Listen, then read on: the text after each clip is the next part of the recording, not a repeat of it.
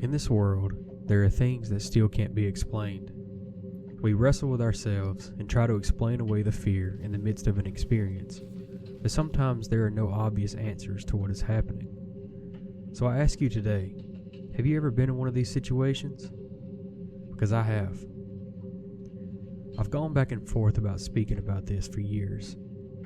I'm 27 now, and this phenomena started when I was 19, during my sophomore year of college. I didn't believe in anything paranormal then, and I'd like to say that I still don't. But I can't explain what happened to me, and it hasn't completely stopped. If you've ever had sleep paralysis, you know the basics. You wake up, but you can't move. Your body is still asleep, but your brain is not. And sometimes you hallucinate, sometimes you feel pressure on your chest, and sometimes you just see shadowy figures. Well, that's what everyone says, but they never tell you what it's like when the hallucinations start remembering you. Well, the first time that this happened, I thought I was dying. I was in my dorm room and my roommate was gone for the weekend, so I had the place to myself. I'd stayed up playing video games and passed out around 2 a.m. A little while later, I woke up on my back. Now that was the first weird thing, because I never sleep on my back, like ever. I always toss and turn and end up on my side. But this time I was flat, arms at my side, staring at the ceiling. And I tried to sit up, but nothing happened. I tried to lift my hand, still nothing happened. And that's when the panic hit. It was like my brain was screaming at my body, and my body just didn't care. And then I heard breathing. It was slow and wet, and it sounded close. And it wasn't mine. It was coming from the foot of my bed. My dorm wasn't big, and I could see everything from where I was lying. The desk, the closet, the door, even the small space between the end of my bed and the wall. But in that space, there was something standing there. It was too dark to make out details, but it was tall, too tall for the ceiling almost, and its head bent slightly to one side, like its neck didn't work properly, and its arms hung down longer than they should have. And it was breathing. I told myself, okay, calm down. This is normal. This is textbook sleep paralysis. It's a shadow figure. It'll go away. It's just my brain misfiring. But then it took a step closer, and I didn't hear the footsteps. I didn't see legs move. It was just closer, and the breathing got louder. By this time, I tried to scream. My mouth wouldn't open. After that, I tried to shut my eyes, but they wouldn't close. It got a little closer, and it leaned forward, and I saw its face. But the problem was that there wasn't one, it was just dark. But I could feel it looking at me. It leaned down until its blank face was inches from mine. And it whispered something, but I couldn't hear the words. But for some reason I understood them. "You're awake." After that I blacked out from the fear. And when I actually woke up this time, the room was normal. There was morning light and there was silence in the room, and my body seemingly worked again. I sat up so fast that I almost fell out of my bed. When I looked, there was nothing at the foot of it, and I just laughed. Actually laughed. "Cool," I said out loud. Whew, that sucked. I jumped up and I googled sleep paralysis, and I read everything that I could. The shadow figure thing, that's common. The breathing, also common. The chest pressure, very common. It was my brain just playing tricks on me. And that explanation held up for about 2 weeks. The second time was worse, because this time I didn't wake up on my back. I woke up on my side, like normal. I remember that clearly because I was facing the wall. My arm was tucked under my pillow and my knees were bent, and yet I couldn't move. I felt it instantly, that same frozen weight, the buzzing in my ears like electricity. And this time I didn't hear breathing. I heard scratching, slow, deliberate, and right behind me on the wall. My dorm bed was pushed against the wall. The wall was maybe 4 inches from my back, and something was dragging its fingers across it. It sounded like nails on drywall. I tried to roll forward in my panic, and nothing happened. And then the scratching got closer to my ears and right behind my head. And then it stopped. I felt the mattress dip below me. Something had climbed onto my bed. The weight pressed down behind my legs first and then slowly shifted upward. My entire body felt like it was encased in cement, and my heart was pounding so hard that I could hear it. The weight then moved to my lower back and then to my shoulders. I could feel something hovering inches from the back of my skull. And then a whisper, clear this time. "You didn't answer me." But it was the same voice. Not loud, not distorted. It was calm. I tried to make a sound, any sound, and my throat made this pathetic choking noise, and the whisper came again. "You're awake now." Something cold touched the back of my neck, and that's when my body snapped free. I jumped up forwardly, so violently that I fell out of the bed and hit the floor. I scrambled to my feet, heart racing, and turned around. When I looked, there was nothing there. There were no scratches on the wall. There was no indentation on my mattress. But for some reason, the back of my neck burned.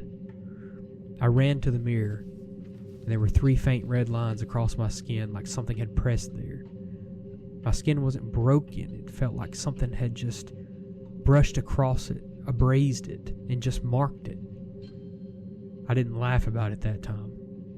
It started happening maybe twice a week, and then 3 times. And every time it was just a little different. Sometimes it stood in the corner of the room. Sometimes it was on the ceiling, crouched like a spider. Sometimes I'd wake up and it would be inches from my face. But then it started changing. I started to see skin on this ghostly body. It was dark and it was just smooth. There was nothing where its mouth should have been.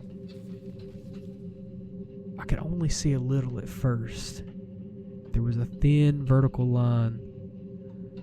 Each episode, this thin vertical line got wider, like something inside was pushing outward. And it would talk more and more, eventually speaking in short sentences. "You are easier now. I can feel you. Don't fight it." I tried everything. Sleeping on my stomach, keeping the lights on, playing music, having white noise from the TV, sleeping at a friend's place, but it didn't matter. If I fell asleep, it found me. One night I stayed up until 6 a.m. in the morning, determined to avoid it, waiting for the sun. But I crashed from exhaustion. I woke up in paralysis instantly. There was no sleep state. In broad daylight, I was sitting there at my desk chair across the room, and it was watching me from the corner. That was the first time that I realized something was more strange about this hallucination, that it was outside of explanation. I couldn't just be hallucinating this. Because the room wasn't distorted, I started to pay attention to these small details. There were no dreamlike elements, and everything looked just right. Except for it. Its tilted head that split vertically on its face. It was so wide now that I could see the darkness inside of it. It was not a shadow now, it was depth. Just absence. "You're almost ready," it said. For what, I wanted to ask. But instead, tears just streamed down the sides of my face. This time, it stepped forward, but it didn't glide. It walked. It had slow, heavy footsteps, and each step thudded on the floor. This sound was new. It reached the side of my bed, and it bent down. Its split mouth stretched further, too far, like tearing fabric. And from inside, something moved, something thin, something pale. It looked like hands, like fingers reaching outward. It walked over to me, and I felt one brush on my cheek, ice cold. And suddenly I was no longer in my dorm.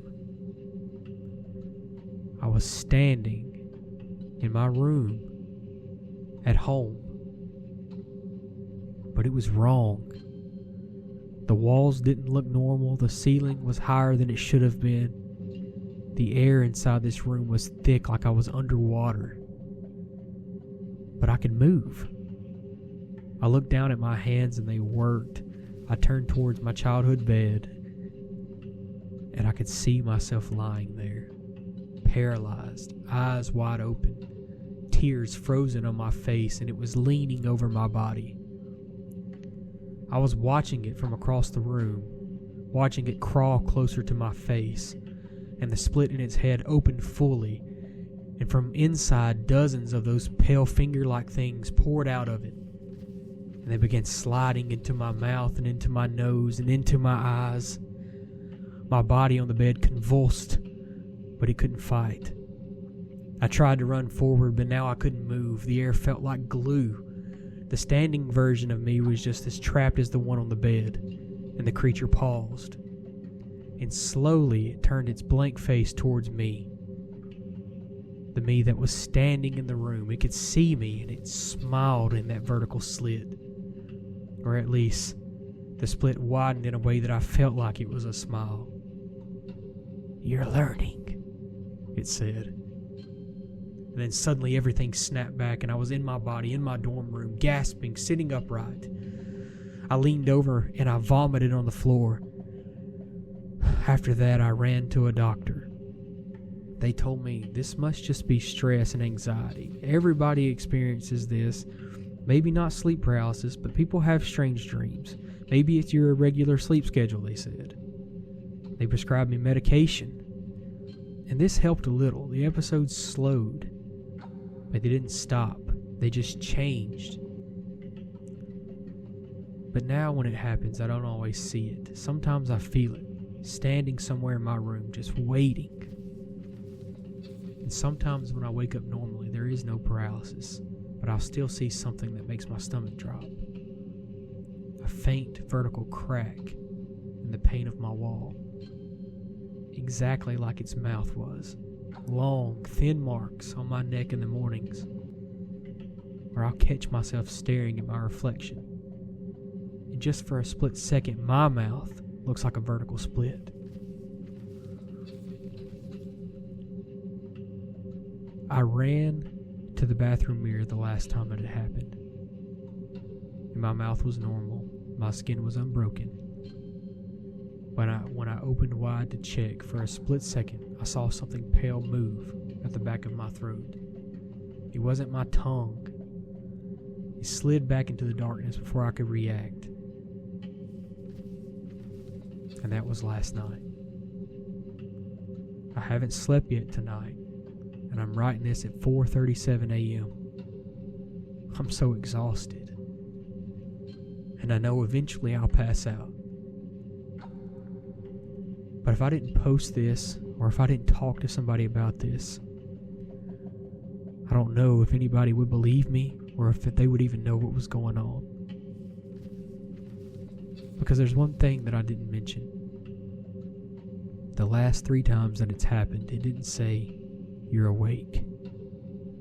It said something else. It said, "They're waking up."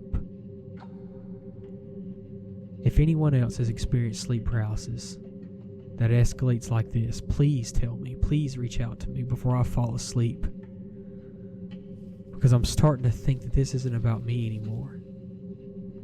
And please, if you wake up tonight and you can't move, and you hear breathing, don't answer it when it speaks.